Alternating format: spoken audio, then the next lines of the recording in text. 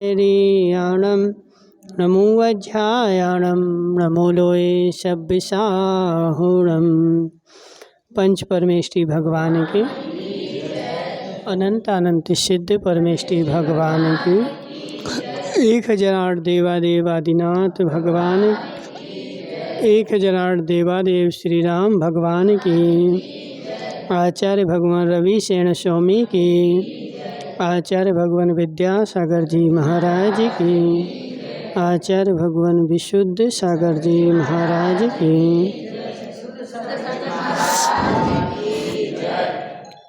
यहाँ पर कल अपन ने देखा था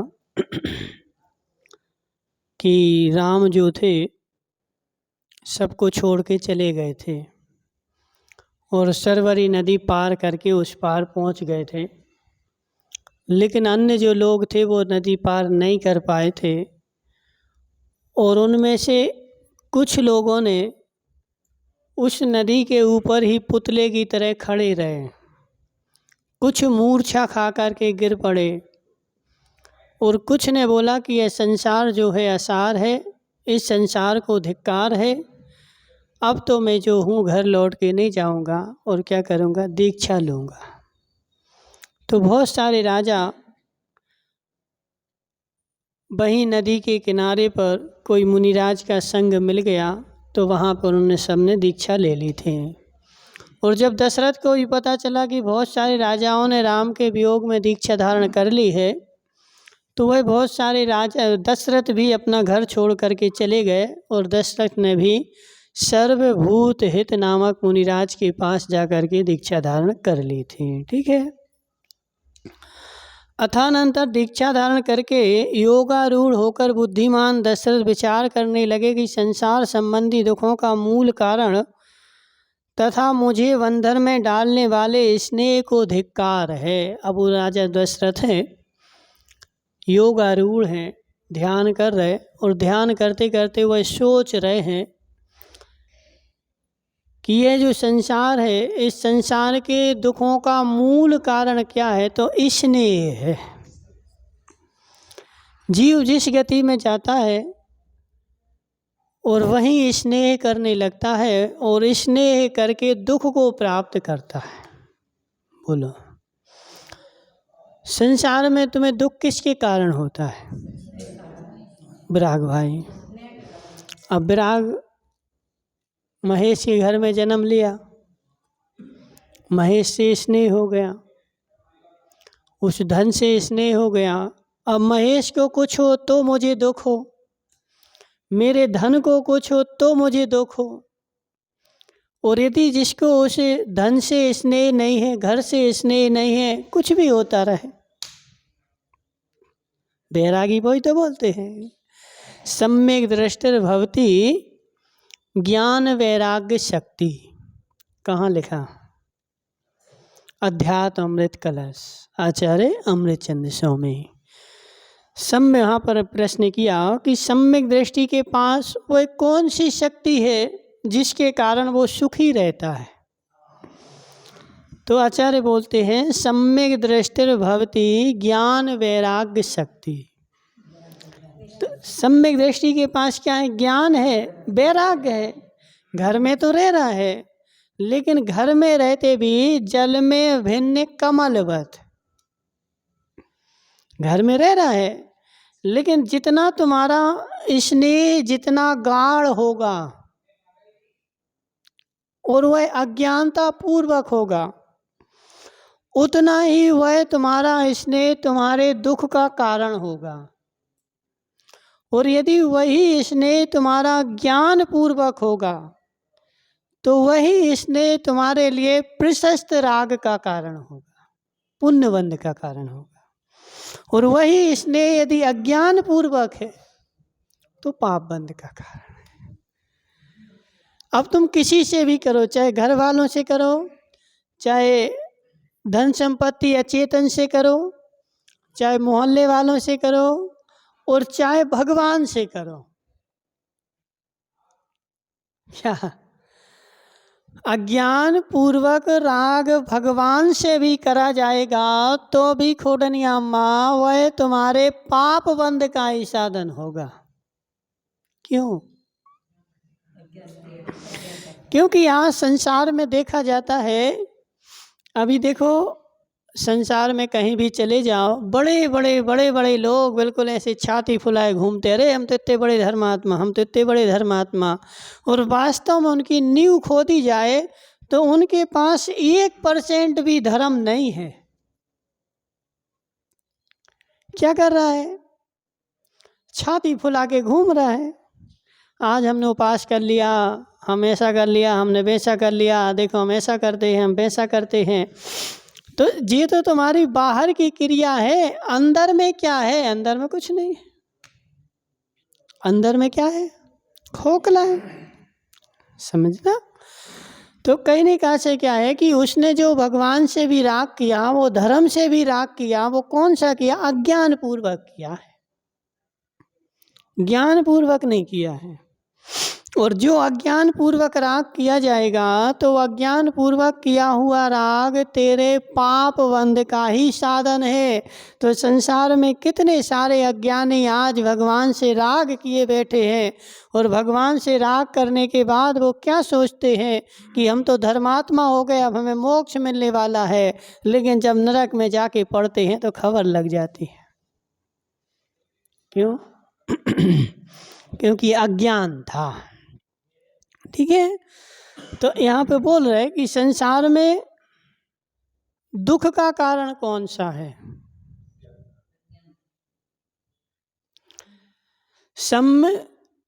सम्मा इट्ठी पुन्नम ना होई संसार कारणम नियमा मोक्षस्य हेउ होई जैसो न्याणम ना कुणई। कहाँ लिखा?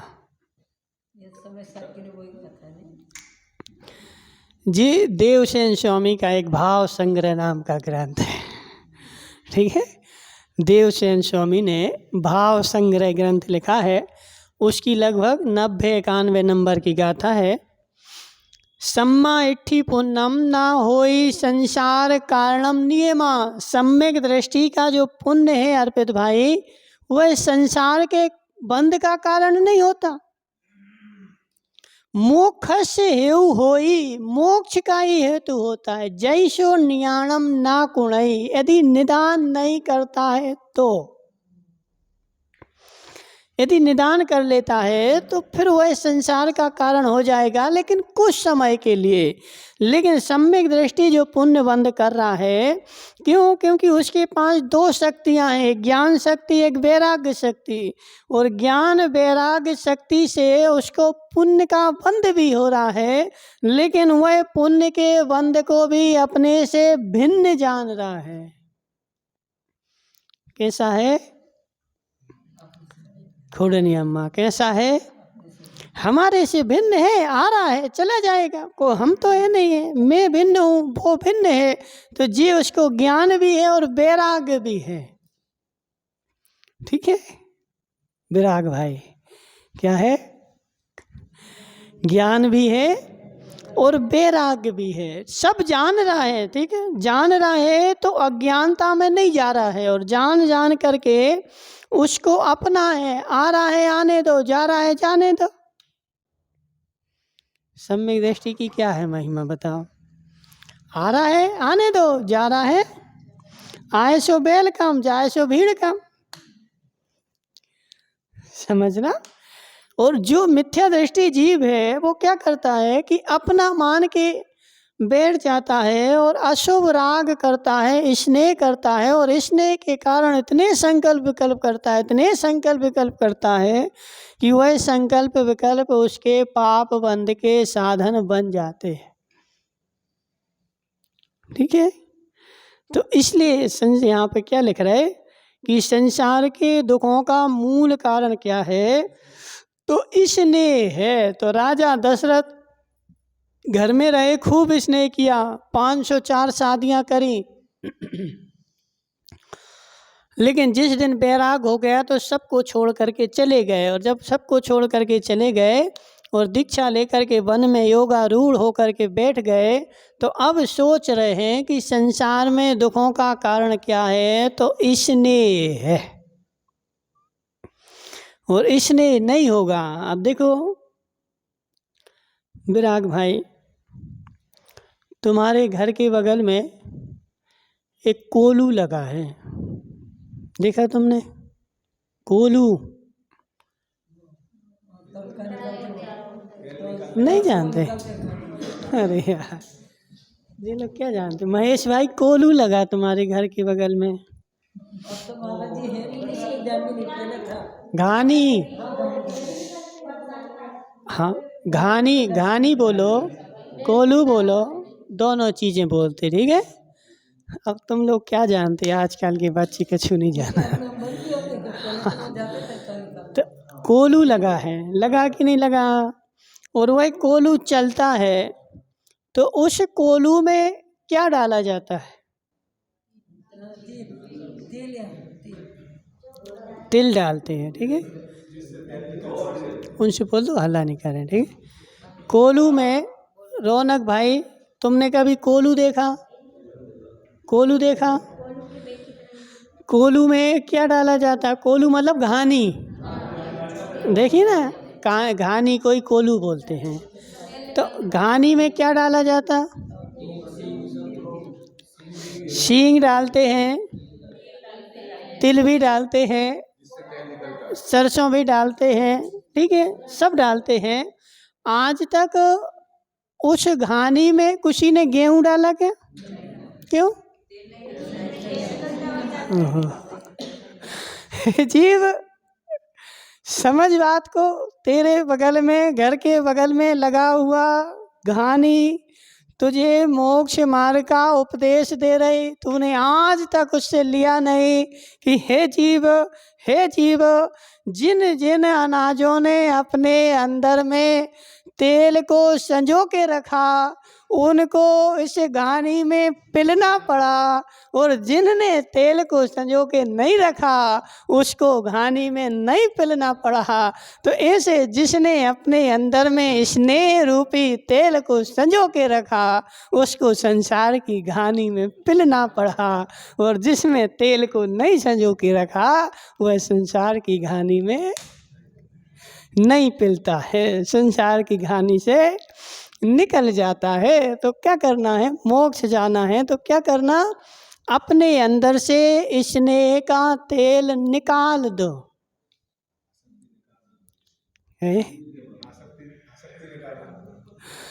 अपने अंदर से क्या करो आशीष भाई? स्नेह का तेल निकाल दो।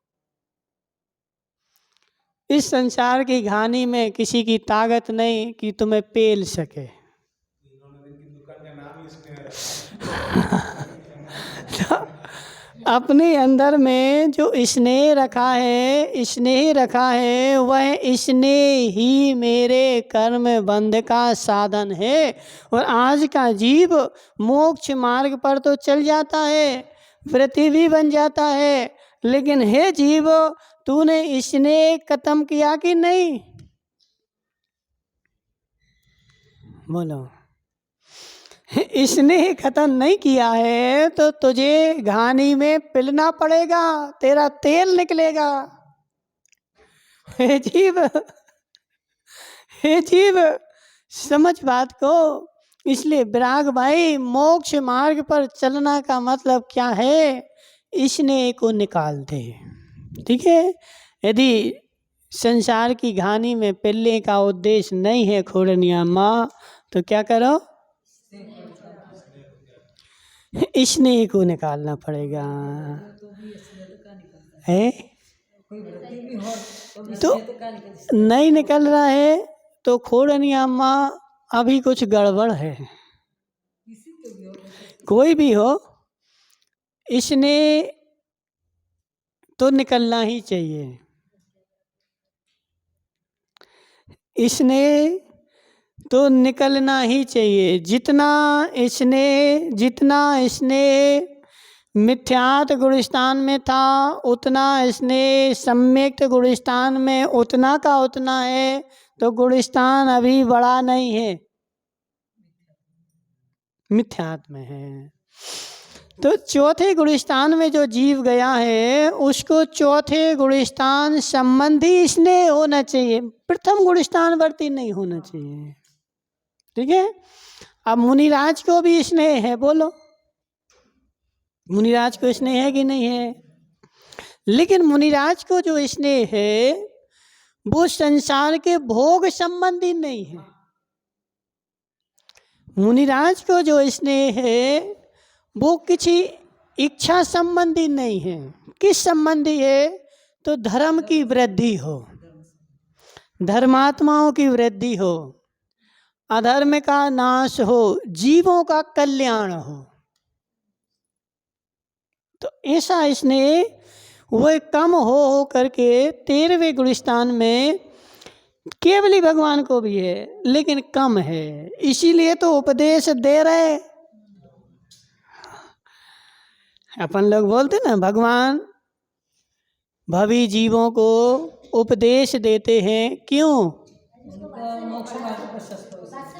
करुणा के, कुछ भी बोलो, वात्सल बोलो, करुणा बोलो, स्नेह बोलो, सब पर्यायवाची है। ठीक है। श्रावक का साधु के प्रति स्नेह है तो श्रावक ऊंचे उठेगा,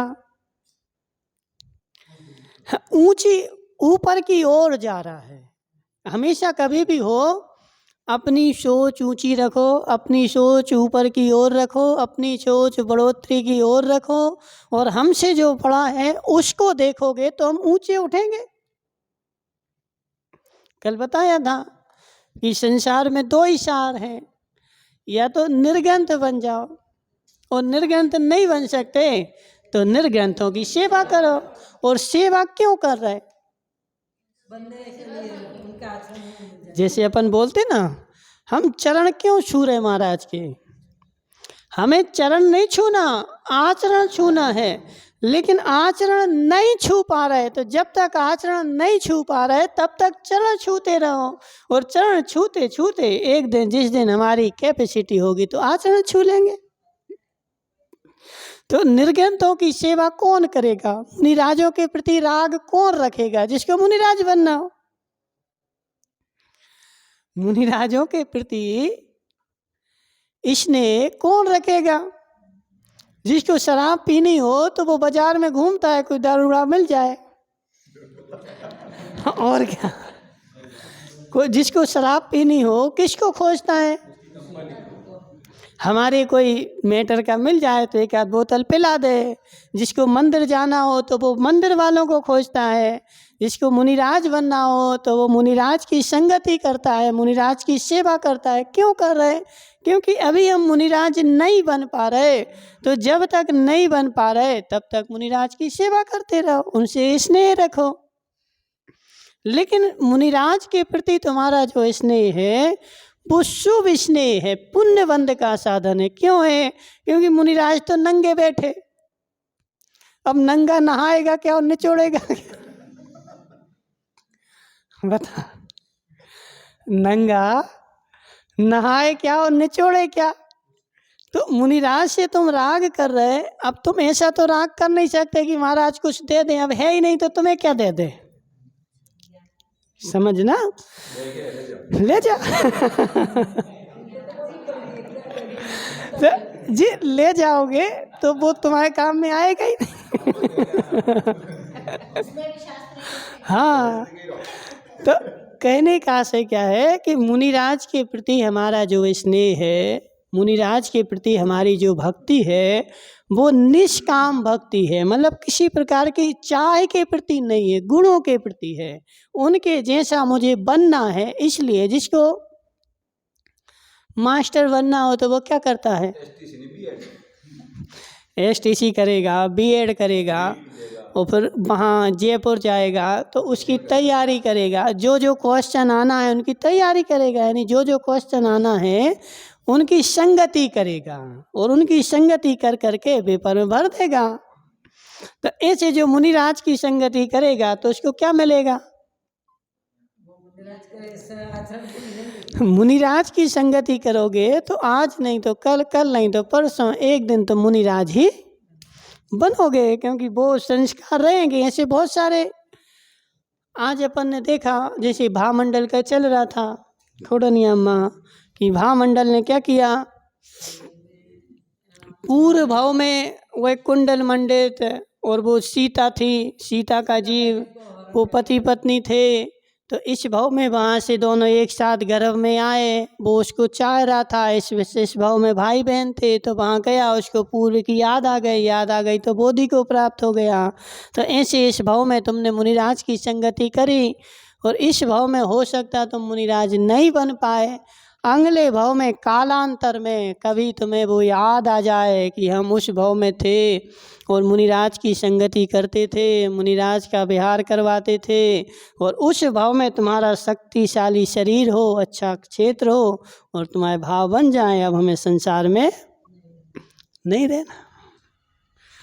तो मुनिराज की संगति करोगे तो तुम्हें मुनिपना ही मिलेगा। ठीक है, तो वो जो है वो तुम्हारा शुभ राग है, प्रशस्त राग है, और वो आगम में बताया है। सर्वार सिद्धि में आया था, तुम लोगों ने ध्यान दिया हो या नहीं दिया हो। आचार्य पूज्यपाद स्वामी से किसी ने प्रश्न किया कि हे आचार्य भगवान, आपने तो चारित्र धारण कर लिया, लेकिन हमारे चारित्र मोहिनी कर्म का उदय है और त्रिवोदय है, तो हम इसका क्षयोपशम कैसे करें कि हमारे जीवन में चारित्र आ जाए। तो फिर आचार्य ने बोला कि चारित्र मोहिनी का क्षयोपशम करने का एक ही उपाय है, चारित्रधारियों की सेवा करो। उनकी सेवा करोगे तुम्हारे चारित्र मोहिनी कर्म का क्षयोपशम हो जाएगा, और जब क्षयोपशम होगा तो हमें ऐसी शक्ति मिल जाएगी। अभी अपन बोलते ना महाराज उपास करते तो ऐसा हो जाता है, ऐसा हो जाता है, इसका मतलब क्या, तुम्हारी शक्ति का क्षयोपशम कम है। शक्ति तुम्हारे पास अनंत है। देखो आशीष सेठ जी, अपन ने सोच रखा है नहीं हो, वो कुछ भी हो कुछ हो, समझो बात। अभी तुम्हारा क्षयोपशम कमजोर है। किसका क्षयोपशम कमजोर है? तो लाभांतराय, भोगांतराय, अंतराय कर्म का क्षयोपशम कमजोर है, इसलिए तुम्हें हो रहा है। जब तुम्हारी स्थिर प्रकृति का उदय तीव्र होगा, तुम 50 उपास कर लोगे तो ऐसे ही बैठे रहो। होता कुछ नहीं, खड्डा पड़ता अंदर।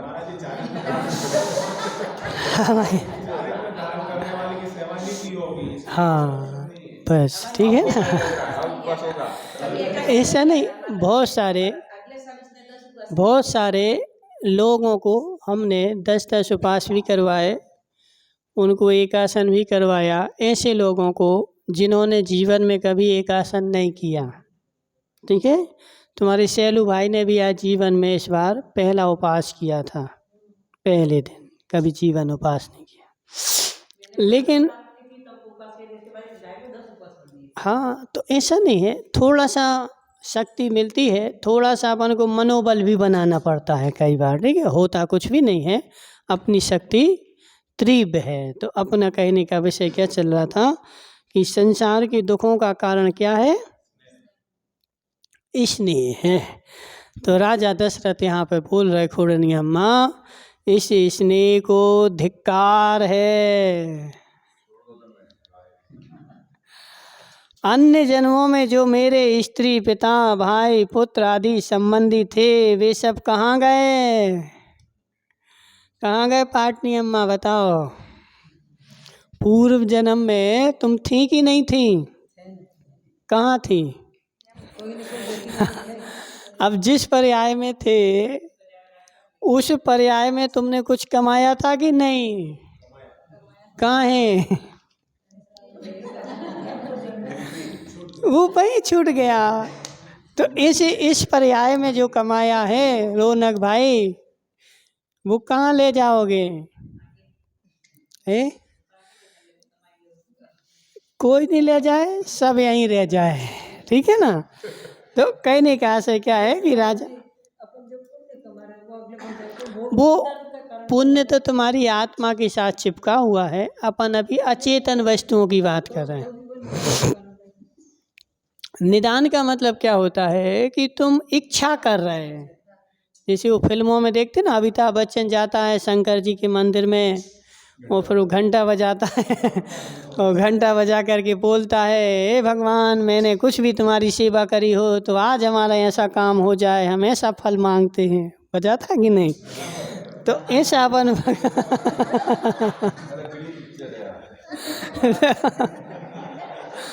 तो कहने का आशय क्या है कि ऐसा अपन आदिनाथ के पास जाएं और आदिनाथ से बोले, हे भगवान, हमने तुम्हारी इतनी पूजा करी, इतनी पूजा का हमें ऐसा फल मिले कि हमारे ऐसा हो जाए, तो वो तुम्हारा निदान हो गया। हाँ, तो वो निदान के अंतर्गत हो गया। यानी अपन अपने जो अपन ने काम किया उसमें अपन मांग रहे कि इसका ऐसे ऐसा मिल जाए, तो वो तुम्हारा निदान के अंतर्गत जाता है, ठीक है। और जैसे तो घर से अपना मंदिर का टाइम हो जाता है सुबह शाम को, तो घर में एकदम आकुलता करने लग जाते कि मंदिर जाना में टाइम। अब वो आकुलता, जी सुनो माई बहन, वो आकुलता मंदिर जाने की है, वो कर्म बंद तो कराएगी, लेकिन संसार की अपेक्षा से थोड़ा सा कम कराएगी। संसार की आकुलता करो तो उससे तीव्र बंद होगा, और मंदिर की आकुलता कर रहे तो उससे थोड़ा कम होगा। लेकिन अपन को दृष्टि ऐसी रखनी है कि ये आकुलता भी नहीं करनी है। अपनी घड़ी एक अच्छा उपाय है। अपने घर की घड़ी को हमेशा 5 मिनट 10 मिनट आगे चलाओ करो। मैं तो 15 मिनट हाँ, तो इसलिए घड़ी को आगे रखोगे तो पहुंच जाएगा। वो ओम समझो, हम रहो, ठीक है। धीरे धीरे अपन को उसको भी जानना पड़ेगा, आकुलता नहीं करनी है, क्योंकि आकुलता करेंगे तो बंद ही मिलेगा। हाँ, वो समझ गया। हाँ, वो सही है, वो अच्छा है, करो, लेकिन धीरे धीरे विवेक जगाओ, ज्ञान जगाओ कि वो भी अपना नहीं हो, और सहज रूप से हमारे जो संसार के काम हैं वो होते रहें। तो यहाँ पे राजा दशरथ बोझ रहे कि पूर्व काल में जो हमारे संबंधी थे वो कहाँ गए। यथार्थ में अनादि संसार में सभी संबंध इतने हो चुके हैं कि उनकी गणना नहीं की जा सकती।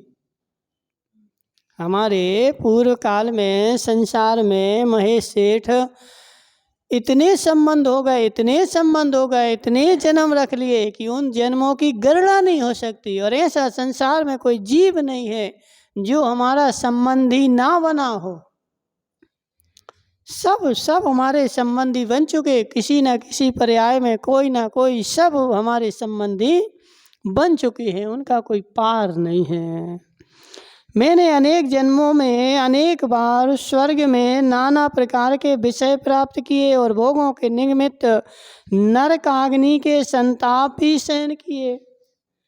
स्वर्ग में जाकर के भोग भी प्राप्त करे, और भोगों के निमित्त से भोग जो भोगे ना, तो भोग जो है वो नरक ही देते हैं।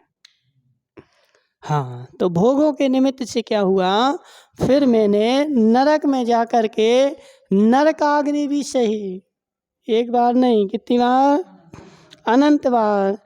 त्रियंच पर्याय में मैंने चिरकाल तक परस्पर एक दूसरे को खाया जाना आदि दुख उठाए। इस प्रकार नाना योनियों में मैंने अनेक दुख रूपी अनेक शल्य प्राप्त किए हैं। मैंने बांसुरी, वीणा आदि मधुर बाजों का अनुराग करने वाले संगीत के शब्द भी सुने, सब कुछ कर लिए। अब इन सारे 5 इंद्रियों के विषयों को क्या हो, धिक्कार हो। विराग भाई, ऐसा वैराग्य जगाओ। देखो कुछ नहीं मिलने वाला। हाँ, तो लास्ट में क्या होता है, सारे जीवन भर बुंदेलखंड में बोलते, रात भर पीसो पारे क्यों उठाओ। रात भर पीसो और पारे क्यों उठाओ, इतना सा मिलना है। सारे जीवन भर बेचारा माथा पच्ची करे, संसार की यहाँ की वहाँ की वहाँ की वहाँ की वहाँ की, और सारे जीवन निकल जाए। और लास्ट में जब जाने लगो तो हमारी बात गांठ में बांध लेना। जब लास्ट में तुम जाने लगोगे, डोकरा हो जाओगे, और फिर तुम विचार करना कि इतना सारा मगजमारी करी, हाथ क्या लगा, तो कुछ भी नहीं। समझो बात, ऐसा लग रहा है, ऐसा देखो अपन को ऐसा लग रहा है जे हमारे कर्म है और जे हमारे भोग हैं, आ रहा है आ रहा है आ रहा है, लग रहा है आनंद आ रहा है, और इस आनंद में सारा जीवन है कहाँ निकल गया है? इस आनंद में आ रहा है। अब जो शैतानी है, अब शैतानी टीचर है, मास्टर हैं, लाख सवा लाख आते हैं, अब उसका हिसाब लगाते हैं। देखो 1 सवा लाख जी आ गए, 1 सवा लाख जी आ गए, 1 सवा लाख जी आ गए, और उस सवा लाख का इतना आनंद आता है कि ये तो बताओ कि हमारी आयु तो निकल रही है।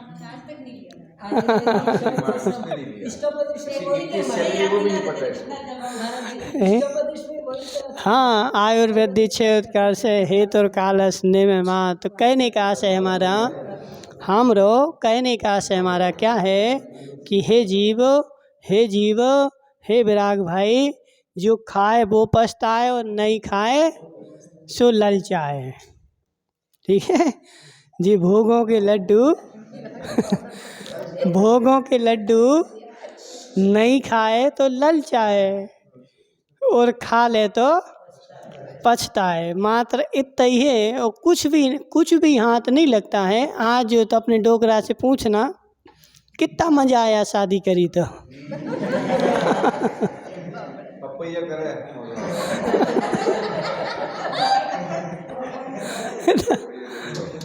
समझो बात को, सब कुछ भी नहीं, सब फालतू है।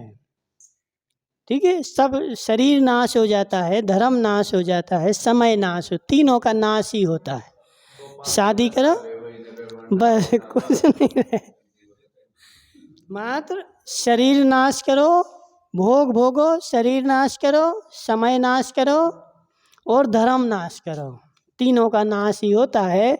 मिलता कुछ भी हाथ नहीं लगता है। तो जो लास्ट समय में जा रहा है उस आदमी से पूछना कि हे जीव, तूने सारे जीवन भर भोग भोगे, इतना सब कुछ किया, तुझे क्या मिला है? तो इन भोगों से कुछ मिलता नहीं है, ऐसा करके। और राजा दशरथ जो है यहाँ पर सब कुछ करके और धिक्कार कर रहे कि यह सब जो है वह धिक्कार है। ओम नमः सिद्धिभ्याम।